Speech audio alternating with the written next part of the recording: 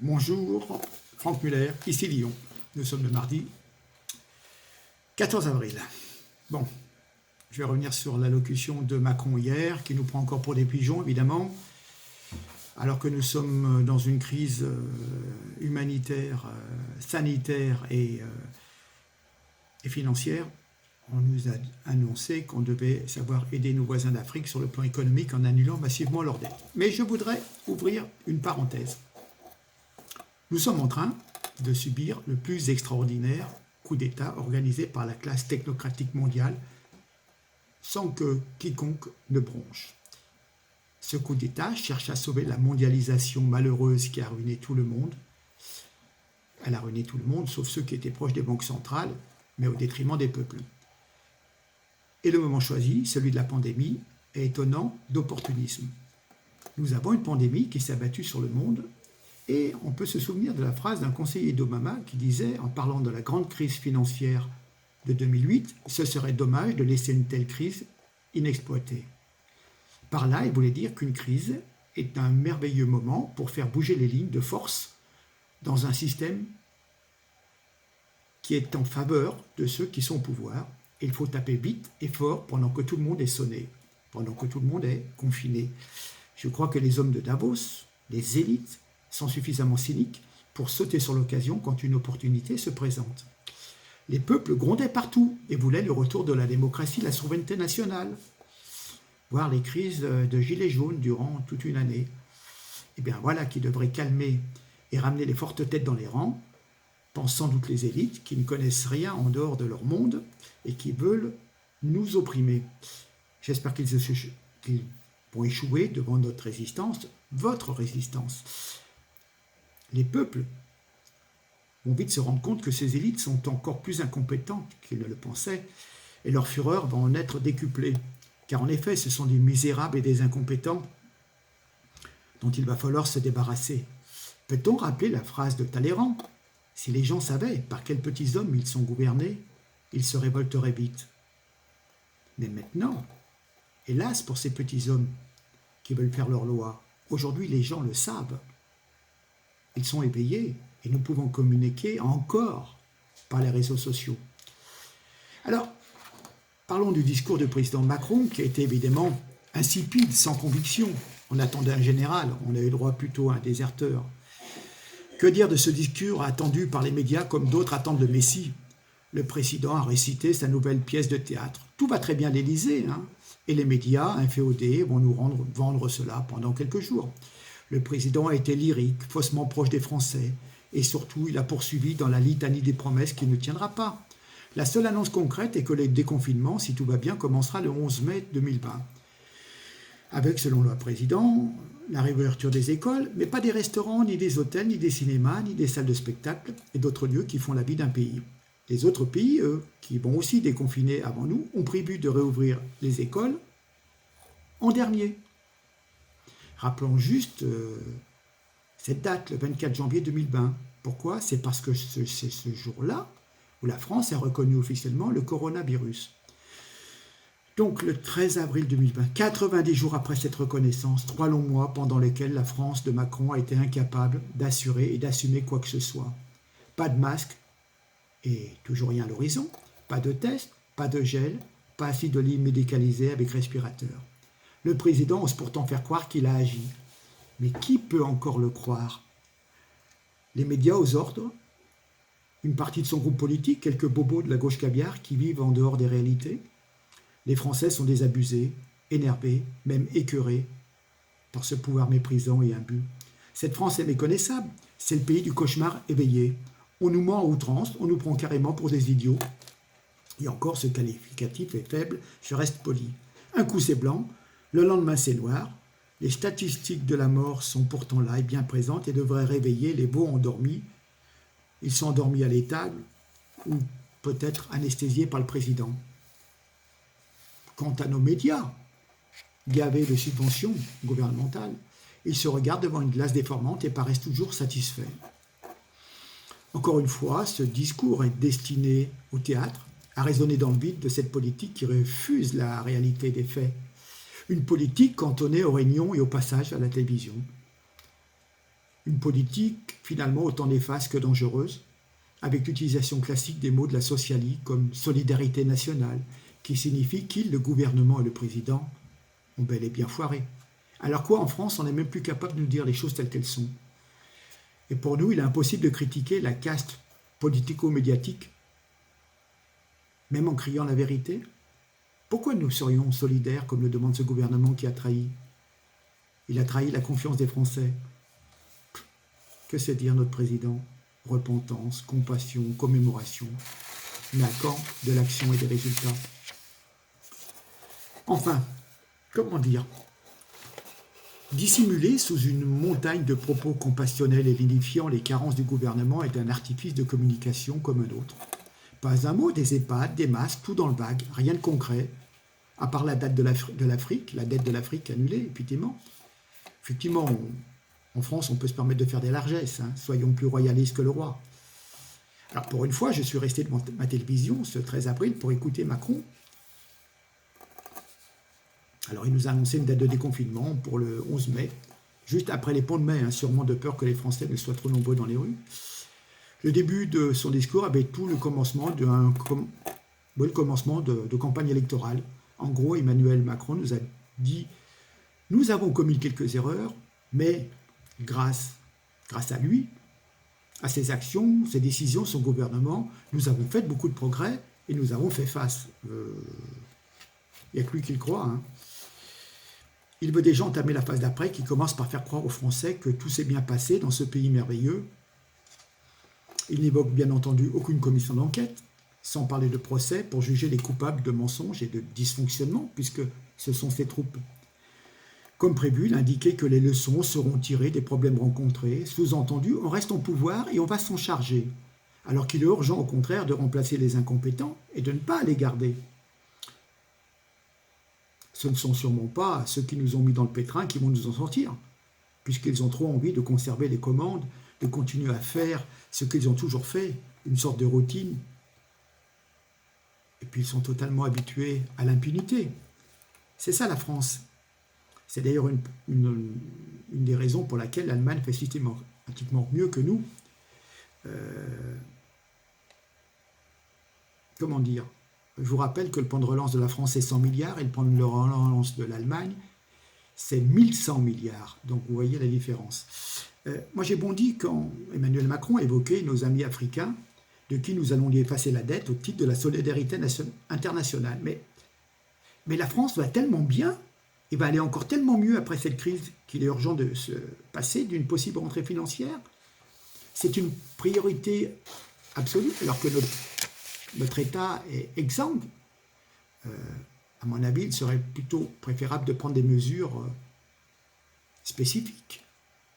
Suppression d'aides diverses, des saisies pour se faire payer et renflouer en partie nos finances publiques. Les pays africains ont des richesses également. Et encore. Enfin bon. Certes, les multinationales abusent de ces richesses africaines, mais nous, en tant que citoyens français, nous n'en voyons pas la couleur. Pour Emmanuel Macron, ce n'est pas suffisant de soigner le monde entier dans nos hôpitaux, dont souvent beaucoup d'Africains, de payer des retraites à des milliers de centenaires au Maghreb et en Afrique, d'avoir 5 millions de cartes vitales appartenant à des non-français en France, et des fausses cartes. Il faut en annuler tout ce qui pourrait faire comme étant un simple prêt, et non un don. En gros, il y a toujours plus urgent et primordial d'être solidaire des autres que des Français, bien entendu. Hein.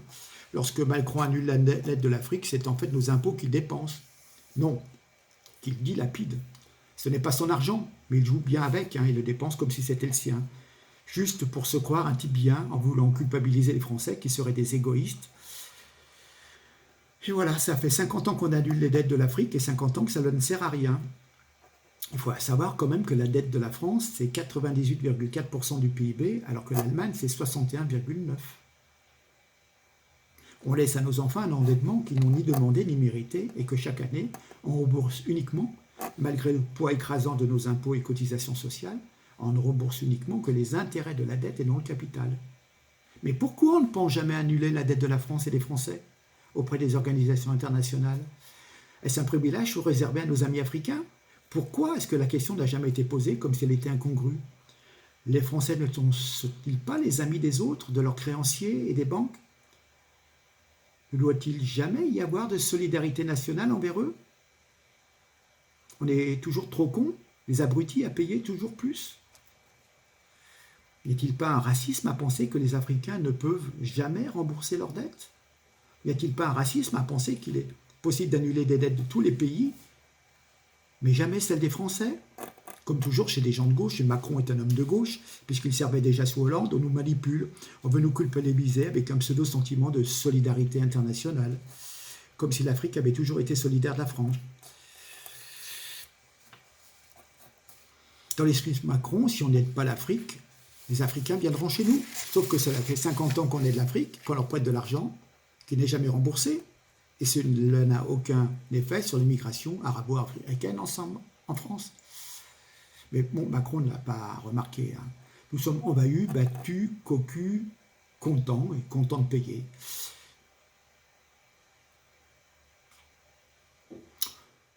Qui peut faire comprendre à Macron que la Méditerranée est une frontière naturelle et que si l'on donne les moyens, notamment au niveau européen, avec un roulement de navires de guerre français, espagnols, italiens, allemands, danois, suédois, hollandais, j'en passe et des meilleurs, et tous les systèmes de surveillance électronique nécessaires, il est très facile de contrôler l'immigration illégale et le trafic de drogue en provenance d'Afrique et qui transite par la Méditerranée. Il est également très simple de stopper l'immigration soi-disant légale en changeant de politique, en contrôlant les aéroports. Mais enfin bon, Macron prépare déjà les élections de 2022 et c'est une première salve vers son électorat avec sa politique pro-immigrationniste.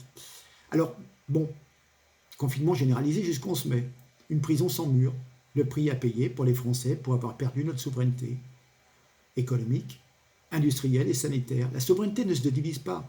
On n'est pas souverain à moitié. Notre pays a une demi-gouvernance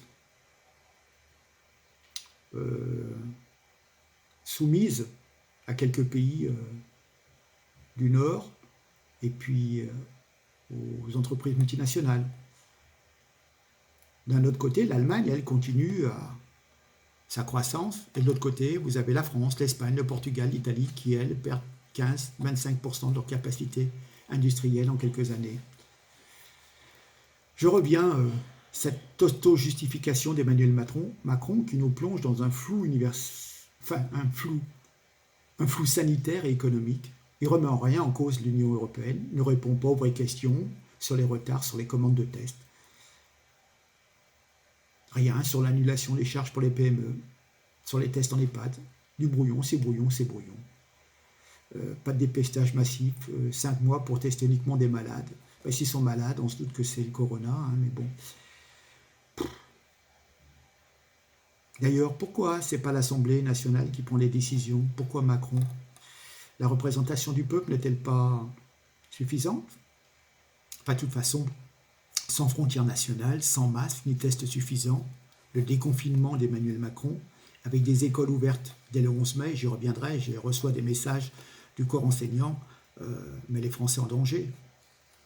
S'il faut un déconfinement, il faut un déconfinement progressif pour ceux qui sont testés et protégés avec des masques. Puis, je reviens sur ce Covid-19. On pourrait penser qu'il a été installé pour une dictature mondiale. A-t-il été fabriqué dans des laboratoires? Et puis, Big Pharma veut qu'on achète très cher un vaccin bourré de poison, contenant peut-être des puces RFID de géolocalisation.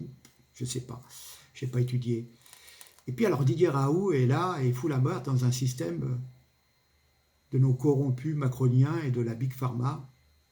C'est pour ça que tout le système étatique harcèle le professeur Raoult.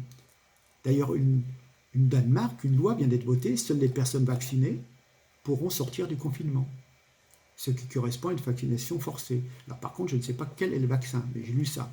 Au Québec, déjà, une loi sanitaire existe déjà depuis 2009 qui avait été votée pour permettre des campagnes de vaccination forcées. Campagne de vaccination encadrée militairement. Les militaires feront du porte-à-porte et vaccineront de force tous les citoyens. Puis alors c'est bizarre, on n'a pas autre chose à faire que déployer à vitesse grand V la 5G pendant le confinement. La 5G, c'est peut-être un truc dont personne n'a besoin. mais peut-être pour installer une dictature, pour nous fliquer, peut-être pour contrôler mentalement, avec quand même des fréquences reconnues dangereuses pour le cerveau. Regardez la Chine avec la reconnaissance faciale et ses points de bonne conduite ou de mauvaise conduite. C'est notre avenir en Occident, certainement. Combien de temps allons-nous rester confinés? Alors que c'est une maladie qui se soigne très bien avec les méthodes du professeur Raoult et d'autres. J'ai découvert une médecin dans l'Isère qui en cumulant 2 antibiotiques, dont un du professeur Raoult, a soigné ses patients, en partant du principe qu'elle soignait comme une pneumonie, et elle cumulait 2 antibiotiques, et elle a des bons résultats. Enfin bon. Alors, peu importe l'origine exacte de ce virus, hein, fuite du labo P4 en Chine, un virus lâché délibérément, une mutation, volontaire, involontaire, on ne sait pas. Hein. Mais ça fait les affaires des gouvernants, en tout cas. Le gouvernement français en joue, comme c'est pas possible. Quelque part, c'est un moyen de faire disparaître l'intégralité des acquis sociaux et d'avoir le pouvoir absolu sur le peuple, qui posera moins de soucis. Les gens sont devenus des moutons, des pigeons, et on est mal barré. Donc il faudra peut-être ne pas laisser couler cette fois et refaire ce que nos anciens ont fait, à savoir sortir et calmer les ardeurs de ces gouvernants qui veulent nous imposer un retour à pratiquement un esclavage en supprimant tous les acquis sociaux. Voilà. Donc, je vous laisse à ces constatations et puis soyez très prudents. Comme d'habitude, on est dirigé au doigt mouillé. Et donc, voilà. Je vous laisse. Je suis un peu désabusé, fatigué par tout ça, toutes ces bêtises et tout. Vous vous rendez compte qu'on a des vidéos qui tournent, où des pharmaciens nous disent, mais nous, on pourrait commander des masques, mais l'État nous interdit de vendre des masques pour protéger les citoyens. Par nos circuits, on pourrait en commander. Mais on a simplement la liberté d'avoir le tout petit stock fourni par l'État pour donner au personnel soignant, un point c'est tout. Donc comment voulez-vous que l'on puisse être déconfiné sans en avoir de moyens de protection pour ne pas non plus contaminer les autres personnes que nous allons croiser dans la rue? Je ne comprends pas pourquoi l'État met une barrière comme ça et empêche les 22 000 pharmacies de France de commercialiser des masques sous peine d'amende. Encore vu une petite mémé de 70 ans qui parlait à son mari par la fenêtre de l'EHPAD, qui prenait des nouvelles parce qu'elle ne peut pas le voir, son mari. Eh ben, elle a été verbalisée par la police. Non mais attendez, c'est n'importe quoi. Une autre femme a été verbalisée puisqu'elle était sortie pour aller chercher des couches. Le médecin, le policier, si on peut appeler ça un policier, lui a dit, ben mais madame, c'est pas les couches culottes, c'est pour votre bébé, c'est pas de la première nécessité. Vous avez qu'à lui mettre des serviettes. Donc franchement, je le verrais bien, moi,